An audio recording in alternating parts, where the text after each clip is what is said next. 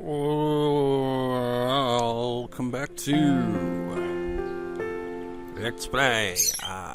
God damn, I was about to say it again. I'm freaking going in the habit of almost saying it. Welcome back to Let's Play White Day.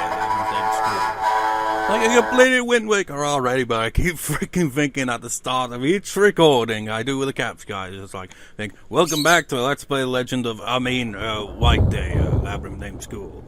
Or, Resident Evil, I guess. I haven't got around to recording for Resident Evil 3 yet, but I finally got around to actually getting the game, at the very least. I remember doing a bonus part for Resident Evil 2 the other day, and I was like, almost said the same thing, where I was like, I think I did anyway, where it was almost like, welcome back to Let's Play Resident Evil 2. Let's go. So last left off in the start of the second building, if I recall. It's been a while. Oh yeah, that's the one that I'd almost said, welcome back to Let's Play Legend of Zelda. Wind Waker was when I was recording for Spyro last time. I can't remember when that was. It was a few days ago, at least. I can never keep track. Occult Club announcement. Event announcement from the Occult Club. With the start of the new term, we have prepared an event for everyone. We will give out a small prize for anyone who can solve this quiz and bring the hidden treasure to our club. The treasure is sleeping under a place covered by the dust of erased knowledge and can only be woken by the hand that handshakes every day. But hidden treasure is a clue to one of the latest ghost stories of this school. That's quickly gaining fame. Whoever finds it first can have it. No one has been able to collect the full series so far, and therefore it is a high commodity collectible among students. Well, actually, when you think about it like that, wouldn't it be technically impossible for anyone to collect them all? Unless they've got multiple copies of the same ghost stories. Because if someone so much as picks up one of them and doesn't bother to collect the rest, if someone's tries to get all of them, they'd only get 19 out of 20 because they wouldn't be able to get the last one because someone had already picked it up. So I assume they must have made multiple. I don't know, this makes no sense. It's a great opportunity to get both the clue for the latest ghost story and a handsome prize. We hope you all participate. P.S. If by any chance you collect all the clues to the ghost stories for this event, please contact the president of the Occult Club. Spoilers, we don't actually get to see who this club leader is. At least, as far as I'm aware anyway. There is well, there is a trophy you get, obviously an achievement, for collecting all the ghost lists and completing everything with the ghost stories and encountering the ghosts and all that, but you don't really get anything extra beyond that, if I recall. Anyways, I have a habit of rambling, and that's gonna make this LP drag on at this rate. Oh yeah, I should have turned the brightness up on my bloody capture card before starting this recording. Damn it, I forgot to do that. So I'm probably gonna have to freaking do the whole DVD recorder way that I used to do with recording, where I'd just have what was it? Pick up a pip crate. Pick up. Yeah. There we go. Where I'd record with the DVD recorder and then play the recording on to the laptop, just put the DVD in and just record it off that, because I can't for whatever reason just freaking transfer it from it itself, but whatever. So that was a pain in the ass.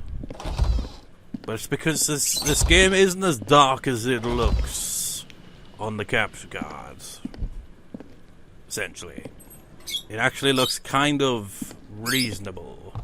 Especially compared to the original. I think looked a little darker, but it might have actually been brighter in some areas.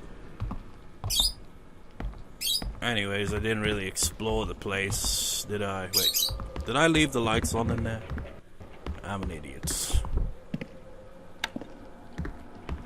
It's like, yeah, leave the doors open, but, you know, don't forget to turn the lights off.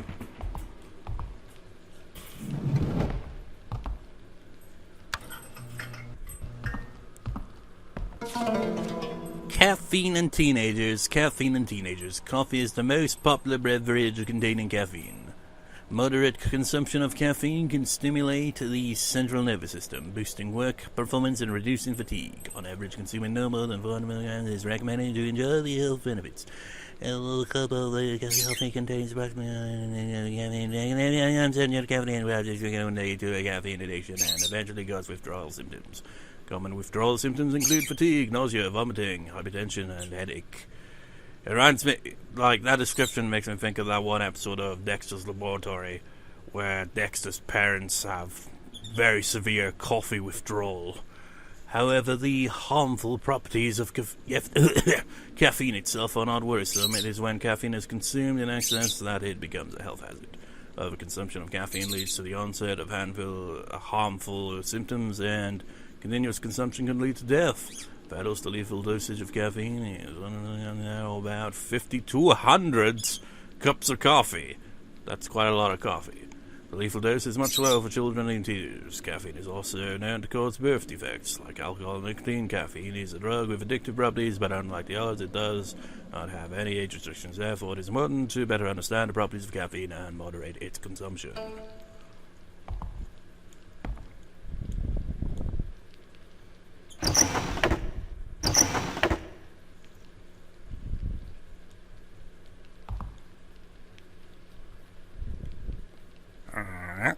I'll take that. Student Department Office key. Key that unlocks the Student Department Office in Main Building 2.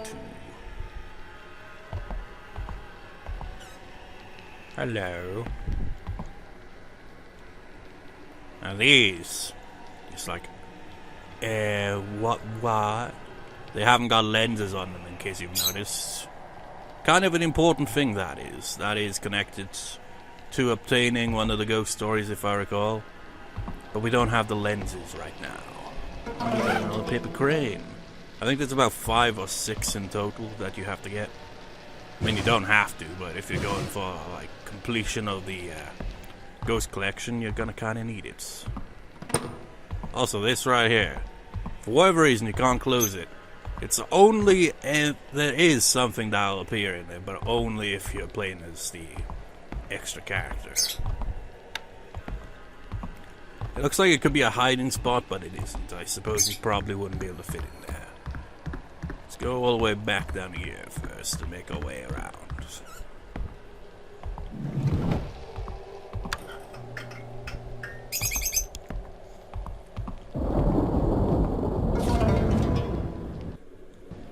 Investigation report titled The Mental Health of the Students, the Anxiety of Students, and Their Ineffective Coping Methods. Written by Lim, or whatever you pronounce it as. School admission manager and Korean language teacher. Many of our students suffer from considerable anxiety about their future. This is quite natural considering their state as adolescents. However, some students are using odd methods to attempt to cope with their anxiety issues. These odd coping methods are spreading across the school like wildfire. In a way, it springs to light the fact that the students today lack responsibility and a sense of identity.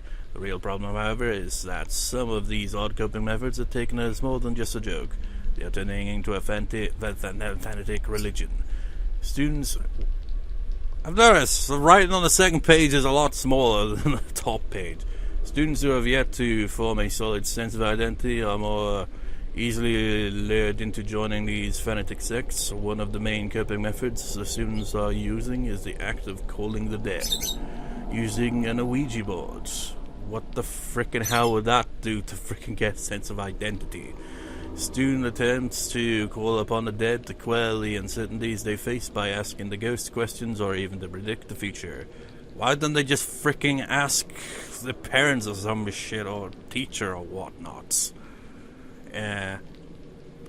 At glance, it could be dismissed as an immature act of self-reassurance that can be safely ignored. However, that is not the case when such acts are committed repeatedly.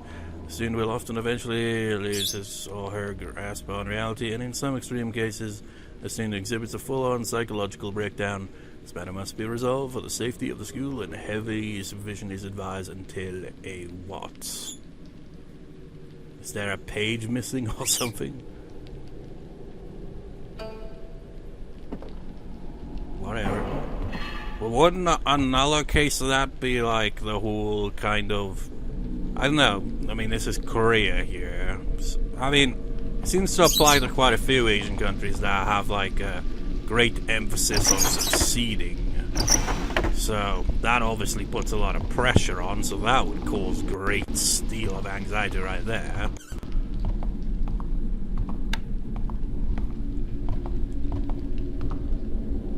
This door right here, we can't really... Well, we can, but we don't have the code to unlock it yet. Of course, freaking stupid light switches on the other side of the room.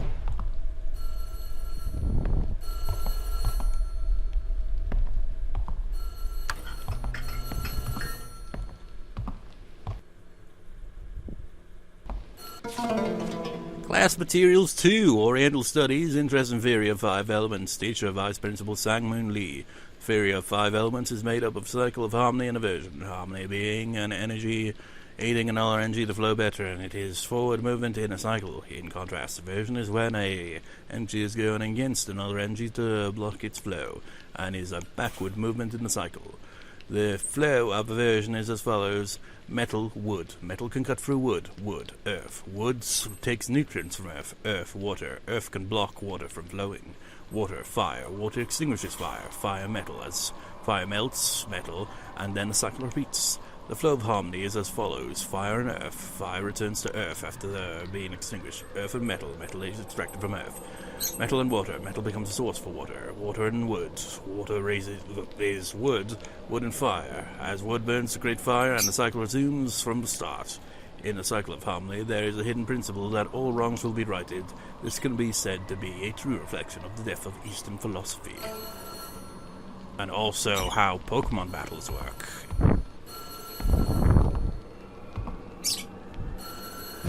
Well, it's more than that, really.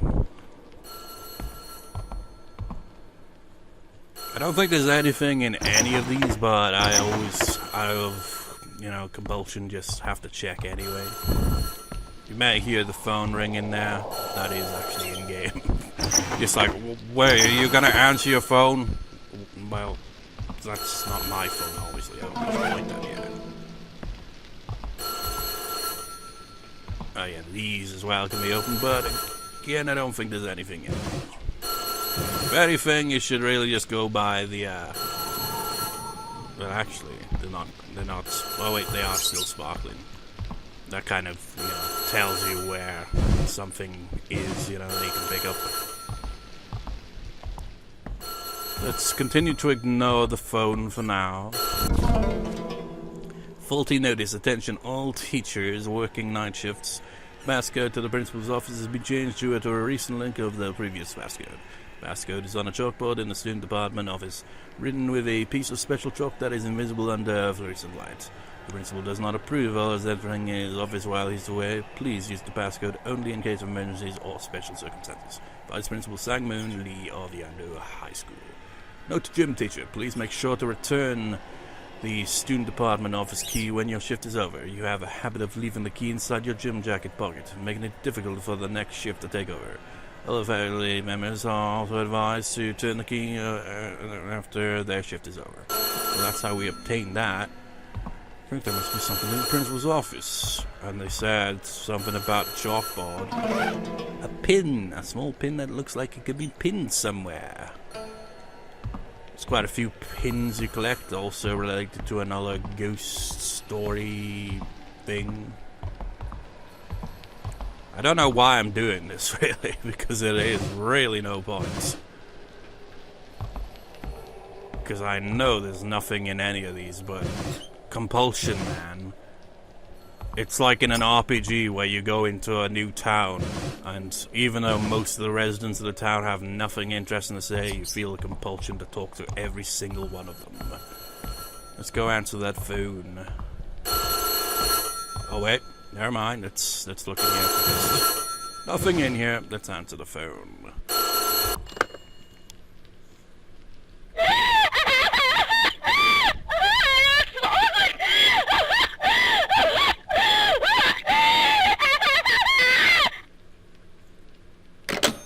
Prank callers, man. Oh wait, this is relevant actually to a puzzle later on. What? I didn't even... Oh. Oh yeah, that's how it is. We don't really know the correct order for this yet, but this is a puzzle we will come back to. I forgot about that one. That one takes a little bit of memory to, you know, pay attention. Oh my god, do you see that? Truth Finder 2, Yonder newspaper spring issue. Let's learn about Morse Code. Oh god, not that. I'm remembering now there's a freaking puzzle that freaking has Morse Code to it. Oh man, this is gonna be a pain in the ass when we get to that one. Morse code is a communication code invented and developed by Samuel Finlay Breeze Morse that can compose and send sentences using short and long signals. It's considered the most basic emergency communication device due to the fact that you can communicate using very simple signals. As Morse code is composed of short and long signals, you do not need a special device to communicate as long as you can express it. For example, you may send messages by controlling the speed at which you blink or tap with your fingers. For this characteristic, it appears often in books and movies where the main character in danger uses it to secretly send messages without being found out by the enemy. The original Morse code requires that you pause about 3 short signals between sending of a text. Depending on the situation, it's possible to send signals continuously. In such cases, you want to analyze it in sections broken up using the same number as the signals. For example, if it's a number, every 5 signals indicates a number.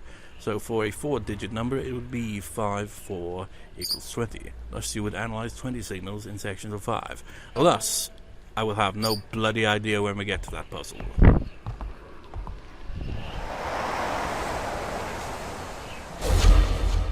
How mysterious.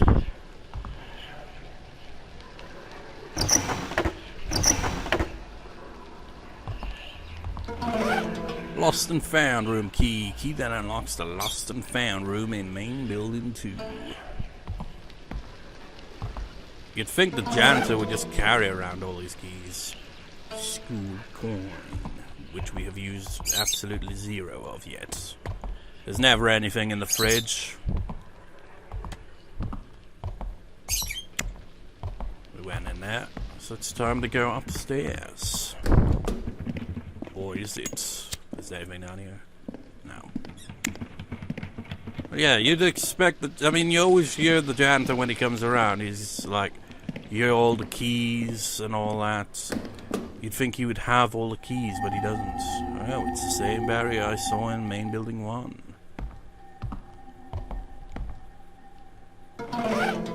Picture piece 2. We get picture piece 2 before picture piece 1. Part of a ripped picture. It seems all the pieces are needed to make out the whole of the picture.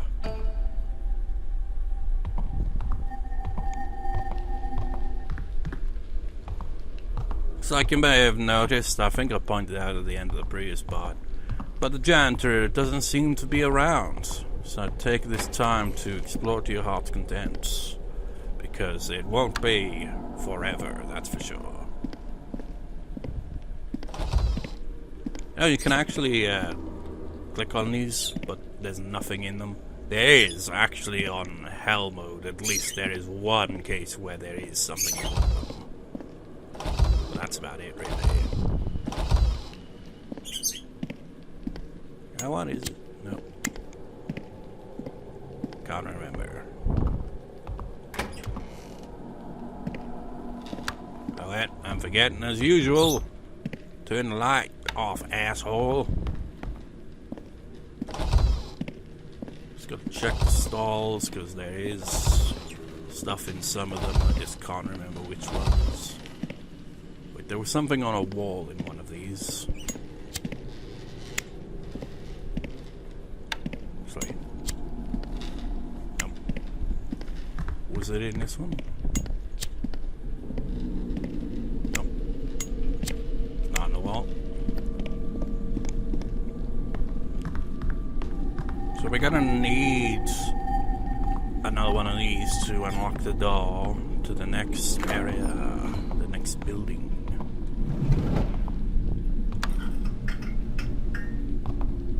This part's quite uneventful, I must say. Treasure hunt, I found out a new secret about the music teacher's hidden treasure. One of the paintings in the main building is said to have a key inside it that unlocks the room. I'm so close to winning this treasure that I can almost taste it. A new secret about...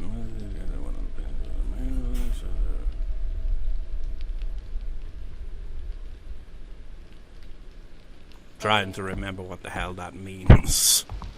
A tranquilizer. That's not what it means. Oh. Ah, yeah, we picked up the key for this one.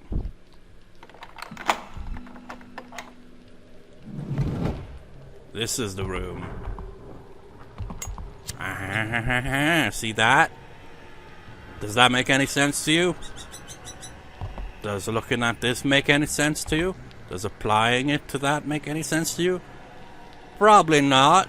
I mean, if you're on any difficulty below hard modes, and you know you got all the patches and shit, you'd actually get text messages throughout the game giving you hints, and they would pretty much point out how this puzzle works. But if you're like me, when I played it on normal mode the first time, where it didn't have all the patches, I didn't get that helpful tip, so I struggled to figure out how this made any sense. Because you've got the Chinese characters here for all the numbers from 1 to 10, and you assume, yeah, look for the ones that look like that. But it isn't actually. Here's how the puzzle actually works. You look at this, you look at that, you take the numbers, you look at the numbers, and you take parts away so that it forms the number. Like, for example, this one right over here, it's pretty much the first number. I'm trying to think here. For example, the first one right there. Take away the bit underneath the first one right there. See where I'm pointing at? Take away that bit in the middle, and what have you got? You've got the number 8. This one right here, take away... actually, which one would that be, actually? Yeah, actually, you take away all but the middle bit, you get 1. And that one over there has got to be 2. You take away the bits underneath it, that becomes 2. If I recall, the last number would be 4. Which is a bit... Yeah, I can see it's right above it, actually. Take away all that, and just keep that bit, and you got 4. It's a bit of a confusing little puzzle, but that's how it works. So what we've got is 4, 2, 1, 8. Now, how confusing is that? Even when you kind of know how it works, it still seems a bit odd. A lunchbox.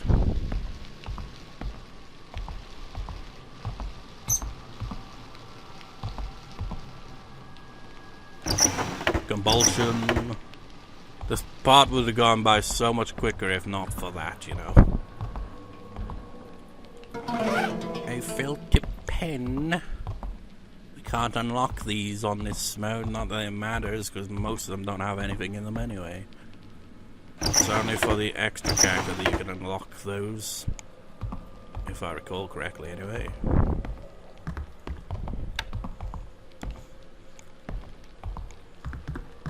If I recall, this door should be... no, it's on the other side of it, actually. Yeah, this door is locked. This door is the lost and found, but I'm gonna save that for later. Let's first explore the 3rd and 4th floor. Kind of pushing it a little bit time-wise here on the recording because, you know, the software is a bit, it tends to, I don't know, maybe it's just my laptop. Get some soy milk. but it just completely shits itself, more or less, on the playback on a lot of these recordings, depending on the length. We're gonna have a pin. So, yeah, there we go. Oh, spooky!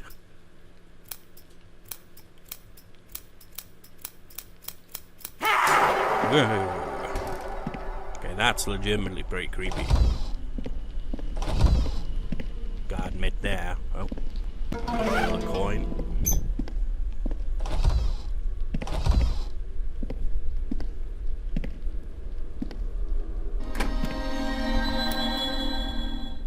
Hello. Oh, the pain. Yeah, that was one of the ghosts. I don't think we've got her entry yet, though. Her ghost story. Let's eat a lunch. And am I good? Yeah, good. Might as well just turn the light on here. That's why I was like waiting for that to happen. Essentially, that's why I kept going up to the mirrors. Not so subtle, is it? And weight, a small metal weight used to balance a scale. We've already got one of these right here. There's quite a few of them. But yeah, it's like not so subtle the way I'm going about encountering these ghosts. Well, it is in a way, because I'm not like mentioning it. I'll just be like I was just going up to the,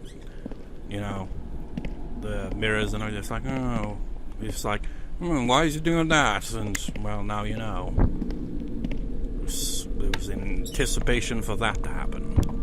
But you know what? We had 27 minutes. We'll continue exploring the third and fourth floor in the next part, and then we'll actually finally get to the good stuff. And by the good stuff, I mean the, oh shit, we've got danger. The janitor is back. Spoilers, he will return in the next part.